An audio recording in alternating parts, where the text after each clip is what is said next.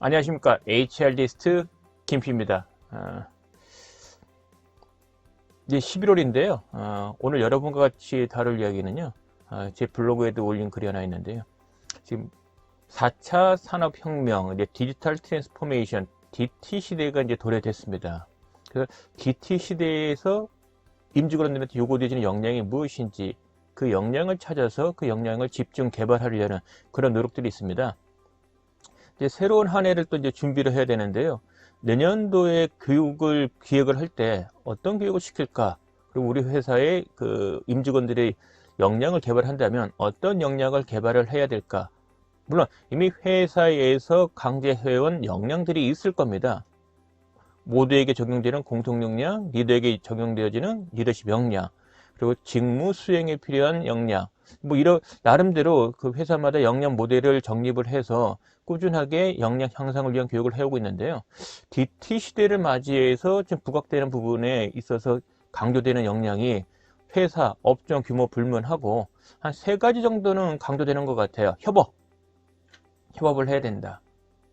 그러니까 단순하게 팀워크 개발은 아닌 것 같아요. 단일한 그 부서 내의 그 팀워크보다는 부서 간 서로 다른 직무들 하고 있는 사람들이 한 곳에서 하나의 목표를 향해서 가고자 할 때의 어떤 그 코어 협력할 수 있는 부분에 대한 이런 부분에 대한 협업 부분에 대한 역량이 강조되어지고 있고요. 또 하나 부분은 이제 기술적인 부분으로 좀 접근할 수 있는데 그 ICT, IoT라는 그 사물 인터넷 시대에 맞이해서는 이제 사물 간의 정보들이 주고받고 그래서 정보가 생성이 되고 그리고 이와 같은 정보들을 활용해서 뭐 단순하게는 개인 입장에서 필요한 앱 또는 사업 그 실무, 직무를 수행하는 데 필요한 앱, 회사 차원에서 어떤 그 사무 처리라든지 아니면 회사에서 필요한 그 데이터를 얻기 위한 회사 차원의 어떤 앱 이런 부분에 대한 개발의 필요성이 커집니다.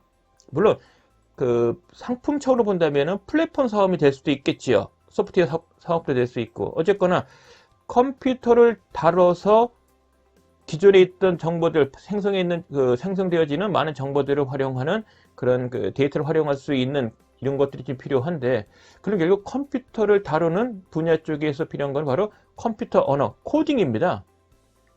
그래서 뭐 대기업 같은 경우는 신입사원 때 사원 때 코딩 자격을 취득하기를 이제 그 강제하고 있고요.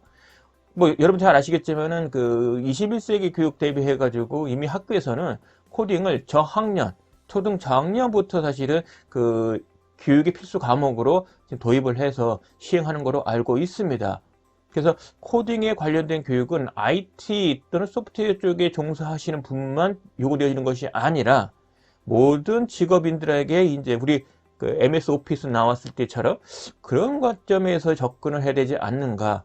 물론 긴 호흡으로 가져가야 될 거지만은 하여간 코딩에 대한 것도 큰 그 임직원들에게 요구되어지는 역량 가운데 하나일 거다. 그 다음에 그 마지막으로는 강조 싶은 것이 이제 빅데이터인데요. 빅데이터라는 부분을 역량으로 굳이 표현하는 것이 맞겠나 생각도 드는데 이런 관점입니다. 빅데이터 역량이라는 부분은 내가 필요한 정보를 생성을 하자. 그리고 그 정보를 활용해서 지금 하고 있는 일을 더욱더 가치를 뭐 부가적인 가치라든지 뭐 일의 효과성 성과라든지 이런 부분을 업을 시켜보자. 그러면 일단 필요한 데이터의 생성 없으면 만드는 거고요. 있으면은 확보, 획득을 해서 활용을 하자. 활용하는 부분에 대한 것은 뭐 취미삼아 흥미로운 것을 찾자 이게 아니라 실질적으로 직무 수행에 필요한 그런 정보들을 통해서 데이터를 활용을 해서 필요한 정보를 끄집어내고 업무에 활용하자. 뭐 크게 보면은 상품화 또는 서비스화 쪽으로 가는 거고요. 개인 차원이라면은 업무 목표 달성에 필요한 어떤 그 직무 향상, 효과성 높이기 위한 쪽으로의 정보 활용 이런 관점에서 활용하는 능력을 빅데이터로 본다면 과연 우리에게 필요한 데이터는 무엇이고 그 필요한 데이터를 어떻게 획득해야 되는지 또는 없다면 어떻게 생성할 건지 그 다음으로는 그 데이터를 모아서 내가 의미 있는 정보로 어떻게 전환시키는지 그럼 정보가 모아졌으면 그것을 어떻게 해석해야 되는지 정보를 수집하고 분석하고 해석하는 데에 필요한 유틸리티나 또는 소프트웨어 또는 앱이 있다면 이것들을 다루는 능력들, 그것을 알고 다룰 줄 아는 스킬들, 이런 것들을 통칭해서 저는 빅데이터 역량이라고 칭합니다. 이런 부분은 필요하다. 앞서 얘기한 코딩하고 좀 다른 거죠. 코딩은 실질적으로 어떤 장치 또는 유틸리티들을 작동시킨 것까지 포함되는 거고요. 빅데이터는 있는 또는 필요한 정보를 데이터를 생성을 해서 유의미한 정보를 의지원해서 직무에 수행하는 것, 적용하는 것, 이런 부분 관점이고, 코딩은 내가 필요한 기기, 유틸리티 또는 소프트웨어를 개발을 해서 뭐 상품화 시킨다든지 서비스화 시켜서 또는 비즈니스화 시킬 수 있는 것까지를 포함시키는 거죠. 약간 관점이 조금 다르죠. 그래서 HRD 담당자 입장에서 본다면 이 세 가지, 협업, 코딩, 그 다음에 빅데이터, 이 관련되는 역량에 대한 것은 좀 관심 가질 때가 아닌가 생각이 듭니다. 그런 관점에서 제 블로그에 글을 하나 좀 올렸는데요. 뭐 여러분들 제 블로그 뭐 다 아실 겁니다. 네이버 가셔서 HR 리스트 치면은 이제 블로그 뜨죠.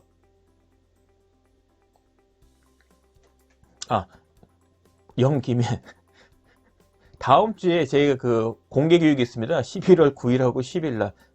뒤늦게 이거 홍보하는 격인데요. 아무튼 이 동영상 보시고 혹시 마음에 있으시면, 아직까지는 접수 중이니까요. 뭐 신청하면 환영합니다.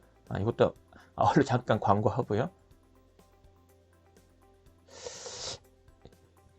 뭐 거창하게 표현한다면 뭐 AI 시대의 도래 또는 뭐 빅데이터의 시대가 도래됐다. 그럼 이제 뭐 업종별로 회사마다 하는 일에 따라서는 이제 뭔가 큰 체인지가 일어날 것 같다, 큰 변화가 일어날 것 같다 라고 생각하시는 분도 있고, 또는 한편으로 그거 뭔데? So what? 뭐 이렇게 생각하시는 분도 있을 거예요. 그런데 HRD 담당자 입장에서 이와 같은 시대의 도래를 어떻게 봐야 되느냐?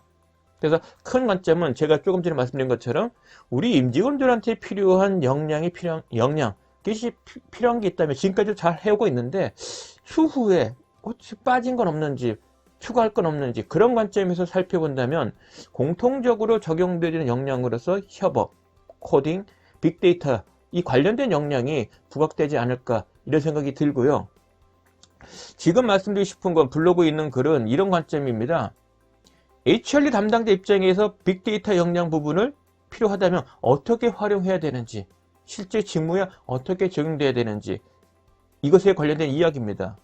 왜 이야기를 제가 이 시점에 꺼냈냐면, 첫 번째는 HRD 담당자 스스로가 빅데이터에 대한 활용에 대한 것을 경험이 없어요. 그런데 빅데이터 역량을 논한다? 좀 어불성설 아니겠습니까? 그런 관점이 하나 있고요. 두 번째는 지금 내년도 사업계획을 짤 때 마찬가지입니다. 내년에 어떤 교육과정을 기획하고 개발하는 것이 효과적일까? 또 한편으로는 지금까지 실행했던 교육과정들에 대한 HRD 주간 부서에서 했던 활동들에 대해서 우리 임직원들은 어떤 생각 갖고 있는지, 그리고 경영진에서 요구하는 사항은 무엇인지, 그 다음에 우리 회사의 경영활동 관련해서 발생이 된 다양한 정보들은 혹시 없는지, 있다면 그것을 통해서 어떤 교육적 리드나 교육의 어떤 효과성, 이것을 활용할 수는 없는지, 이런 것들을 다룰 수 있는 11월이에요. 그러니까 11월, 12월은 내년도 사업계획을 짜는 데 필요한 분석 단계, 특히 11월은 이제 그런 것을 가능한 아직까지는 달입니다. 그래서 서베이를 혹시 안 했다면 서베이를 하는 것이 낫지 않겠냐라는 관점에서 지금 말씀을 드리고 있는 겁니다. 늦지 않았다는 거죠. 그래서 HRD 담당자라면 AI 시대, 빅데이터 시대의 도래, 그것에 따라서 필요한 역량을 준비한다, 이런 캐치플레이, 뭐 그런 큰 시각은 좋지만, 작게는 일단 한번 HRD 담당자 직무에 빅데이터 역량을 한번 적용해 보자. 그리고 지금 뭐 약간 지났습니다만 10월이나 11월에는 그런 시도를 할 필요가 있다. 필요한 정보 있으면 데이터를 모으자. 데이터를 확보하자. 그리고 분석해보자. 그리고 유의미한 정보를 끄집어내보자. 그리고 활용해보자. 그런 취지입니다. 그래서 어찌 보면 좀 장황할 수가 있는데요. 말씀드린 것처럼 HRD 실무자는 단순하게 HRD 실무자 개인으로서의 빅데이터의 활용뿐만 아니라 우리 임직원 전체에 필요한 역량으로서의 빅데이터 역량을 바라봐야 되는 그런 관점이 있고요. 저는 HRD 관점에서 본다면은 HRD 담당자 입장에서 하는 모든 활동들, 뭐 교육으로만 놓고 보겠습니다. 교육을 실시하기 전, 교육할 때, 그리고 교육이 끝났을 때, 이 세 가지 시점으로 나눈다면 각각 수많은 정보, 데이터들이 생성이 된다고 봅니다. 가령 교육을 실시하기 전에 교육 전에 사전에 교육 참가자들이 갖고 있는 인식, 지식, 이해 수준, 그 다음에 행동 수준 또는 일의 성과물, 그걸 파악할 수가 있죠. 데이터가 이미 있습니다. 교육에 관련된 내용만 국한시켜서도 그것에 관련되는 관점, 이해 수준, 그것에 대한 행동 또는 다루는 스킬 또는 그것에 관련되는 퍼포먼스, 성과 이런 부분에 대한 데이터가 사실 파악할 수 있는 거죠. 그리고 교육 중에도 수시로 강사를 통해서 이루어지는 학습 활동을 통해서 또는 다양한 액티비티 또는 실습을 통해서 지속적으로 교육 참가자의 인식과 이해 수준, 행동에 대한 정보, 데이터들이 나오죠. 그리고 교육이 종료되는 시점에서 교육에 대한 학습 목표 측정 관점에서 요구되어지는 기준에 대한 측정이 이루어지죠. 이것도 데이터가 나오죠. 그 다음에 교육이 종료 후 일정 시간 뒤에 뭐 교육 종료 시점에서는 교육 과정에 대한 반응, 뭐 교육 장소, 여건, 그 다음에 뭐 교육 내용에 대한 거, 강사에 대한 거, 교육 환경에 대한 거 등등 이런 것들에 대한 반응도 알 수 있고요. 그런 데이터가 나오고요. 그 다음에 교육 후 한 달 이후 시점에는 교육에 대한 효과성에 대한 데이터들이 발생이 가능한 거죠. 교육을 통해서 어떤 변화가 일어났는지, 구체적으로는 뭐 행동에 대한, 다루는 기술에 대한 또는 일의 퍼포먼스, 결과물에 대한 변화가 있었는지 이런 것들에 관련된 데이터가 생성이 가능합니다. 또한 교육과정을 기획한다면 그 교육과정에 컨텐츠 관련되는 그 데이터들이 회사 내부에 있는지 또는 외부에 있는지 이런 부분들을 찾은다면, 그런 데이터가 있다면 교육에도 기획 전에, 교육 개발 전에 활용할 수 있고 또는 뭐 교육 중에도 활용할 수 있겠지요. 어쨌거나 중요한 거는 교육을 실시 전과 실시 후에 다양한 데이터들이 생성된다. 그런 데이터 부분에 대한 것을 생성이 되어 있으면 활용하라는 거고요. 있으면 획득해서 활용하는 거고, 없으면 데이터를 만들어서 획득을 해서 활용을 하자. 그런 취지입니다. 그런 것이 필요하다. 그런 것이 있다면 우리 품위서 쓸 때 활용하자는 얘기입니다. 왜 지금까지 그런 부분에 대한 것을 왜 활용 안 했을까? 일단 데이터가 없으니까. 그럼 필요하다면 데이터를 만들면 되잖아요. 생성을. 그럼 필요한 게 뭡니까? 서베이, 인터뷰, 관찰, 뭐 문헌 연구 또는 벤치마킹 자료 등등 그 같은 것, 조사 활동을 통해서 획득한 데이터가 있으면 그걸 활용하면 또 되는 거죠. 없으면 내가 데이터를 생성하면 되죠. 또 권장하는 거는 적어도 서베이. 요즘은 또 전자 설문조사 앱이 있지 않습니까?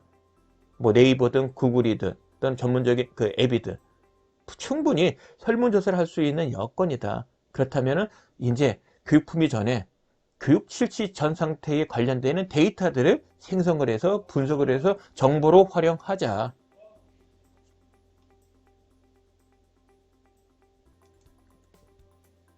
그래서 품위서에도 이제 그런 내용이 좀 담자.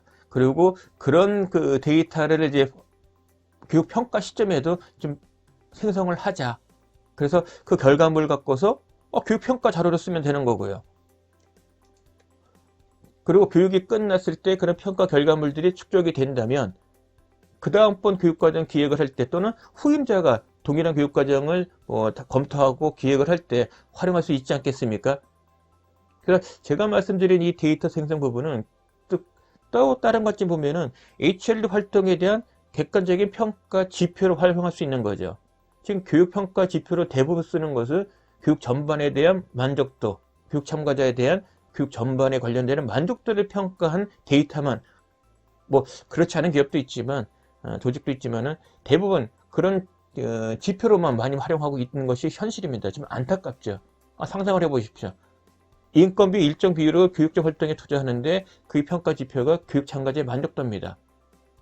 그럼 역으로 보면 그 인건비 중에 일정 비율을 교육 훈련비로 투자하는데 목표치는 교육생의 만족도를 높이는 쪽에 투자한다는 개념이거든요.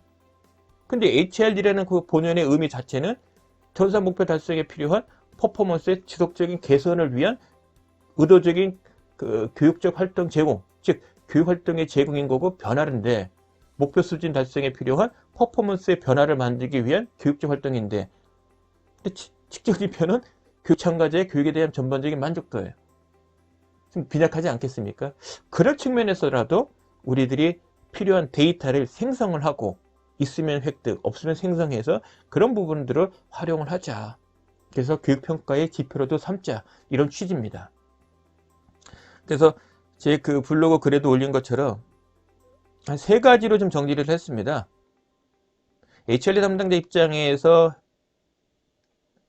좀 해야 될 일들, 지금까지 말씀드린 것들이기도 한데요. 하나씩 살펴보겠습니다. 11월이면 이제 경영진에 대한 교체가 이제 일어나기도 합니다. 회사에 따라서는. 그래서 임기를 다 못 채우신 분도 있지만, 뭐 임기 다 채우신 분들은 또 새롭게 선임이 되겠지. 어쨌거나 CEO가 바뀌면 CEO 임기 동안 약 3년여 됩니다. 뭐 한 번 더 하시면은 뭐 6년이 되겠지요. 그래서 CEO의 임기만큼 중장기 경영 전략을 수립하게 될 것이고, 거기에 따른 중장기 인재 육성에 관련되는 목표가 세워놓을 거고, 그것을 달성하기 위한 효과적인 체계 마련이 필요할 거고요. 그것에 따르는 교육 제도와 교육 과정이 필요할 거고요. 따라서 CEO가 바뀐 조직이라면, 기업이라면, 저는 그 시점에서 전반적으로 조직 문화에 대한 이해 실천 수준, 그리고 핵심 가치의 실천 수준, 그 다음에 직무 기본 역량에 대한 현재 수준과 우선순위 파악, 그리고 우리 전 직원들이 생각하는 교육적인 그 효과적인 교육 방법, 교육 시간, 그리고 교육 형태, 이런 부분에 대한 의견도 파악하는 게 좋다고 봅니다. 그리고 회사마다 이제 CEO가 이제 새롭게 선임되면 또 강전의 이슈가 나오거든요. 그 이슈 관련된 현재의 이해 수준, 인식 수준, 행동 수준, 이런 부분도 좀 파악하는 것이 필요하다고 봅니다. 왜냐하면 이것이 파악돼야, 이 데이터가 나와야 에이지 수준을 활용할 수 있는 거거든요. 그래서 내년도에 이와 같은 수준을 향상시키기 위해 노력을 할 것이고, 그 노력의 효과로 입증을 하려면 사실은 지금 이와 같은 서베이하고 또 내년 뭐 한 연말쯤 10월이나 11월쯤 한 번 더 조사를 하겠죠. 그럼 그 변동값이 사실은 HRD 활동의 성과로 얘기할 수 있는 겁니다. 그러려면 지금쯤은 이와 같은 서베이가 필요하다. 그래서 CEO가 교체됐다면 반드시라고 좀 말씀드리고 싶고 강조하고 싶고요. CEO가 교체 아니더라도 한 해 활동에 대한 리뷰 관점에서 이와 같은 서베이를 안 했다면 좀 하시기를 당부드립니다. 두 번째 부분은 아까 말씀드린 것처럼 교육 품위서 작성을 할 때 교육 품위서에 지금까지 교육 품위서 작성 전까지 파악된 데이터들을 좀 활용하자. 그리고 이와 같은 것을 교육 전에 에이지 수준으로 우리가 뭐 표현하자, 오픈하자. 그리고 교육 종료 후에 이 수치의 변동을 효과로 활용하자, 지표로 활용하자, 이런 관점입니다. 그래서 주된 것은 교육에 대한 교육을 해야 되는 당위성, 실시 배경에 대한 경영진의 요구사항, 회사의 이슈에 관련되는 데이터, 그다음에 교육 참가자의 교육 전에 대한 현재 수준, 이와 관련된 데이터들, 이런 것들을 좀 파악할 필요가 있다는 것을 말씀드리고 싶은 거고요. 대부분은 지금 그 교육 종료 시점 또는 뭐 교육 종료 후 일정 시간 뒤에 교육 참가자의 변화 활동을 측정하고 평가하는 부분도 있습니다만은, 그것을 이제 상례화 좀 하자. 그래서 원칙적인 건 교육 품위성에 있는 학습 목표가 달성됐는지는 꼭 확인해 보자. 그런 활동을 하자. 그런 지표들을 좀 생성하자. 그리고 그것을 교육의 효과로 활용하자. 이런 취지고요. 그럼 HRD 담당자 입장에서 교육 종료 시점에 알고 싶은 문항들이 있다면 뭐가 있을까요? 항목들이. 그런 부분들이 사실은 교육 품위서에 교육 종료 시점에 이러이러한 문항 갖고서 측정을 해서 어떤 것으로 활용하겠다. 이런 내용들이 지금 담겨져야 되는 거죠. 그래서 모르겠습니다. 제가 지금 말씀드린 이런 데이터들을 활용해서 교육 활동의 평가 지표를 삼는 것이 스스로 뭐 자충수로 두는다, 뭐 이렇게 표현할 수도 있겠지만, 어찌 보면은 교육적 활동을 하는 목적은 결국 교육 효과를 나타나는 거고 교육전과 교육 후의 변화를 만드는 거거든요. 그 변화 부분이 경영 활동에 기여를 하고 있다. 그것을 입증하는 것은 뭐 다른 직무를 하고 있는 담당자와 마찬가지라고 봅니다. 그런 관점에서 좀 시야를 교육의 효과를 교육 참가자들이 교육에 대한 전반적인 만족도 이와 같은 단일 지표로만 보지 말고 교육 전 교육생이 갖고 있던 현재 수준을 교육 후에 얼마큼 변화시켰는지 이 부분을 입증하는 쪽으로 접근한 것이 어떤가. 그리고 그런 노력들이 좀 필요하다. 이런 부분들이 뭐 비단 제가 지금 HRD 직무로만 말씀을 드렸지만은 빅데이터란 부분은 우리가 얘기를 할 때, 빅데이터 얘기를 할 때 직무에 어떻게 적용되어지는데 라는 관점에서 하나의 예시로서 HRD 담당자가 스스로 자신의 직무에 적용해 보는 것이 어떤가 측면에서 말씀을 드린 겁니다. 그래서 꾸준하게 정례적으로 해야 될 서베이가 있을 거고요. 그때그때 필요한 데이터를 획득해야 되는 그런 것도 있지만 정례적으로, 정기적으로 필요한 데이터들을 획득해야 되는 것도 있을 겁니다. 그래서 이례적이든 또는 정례적이든 일단 여러분이 속한 조직, 기업에 맞춰서, 회사에 맞춰서 시도를 한번 해보자. 그 타이밍이 바로 11월이라는 거. 그렇게 좀 강조하고 싶고요.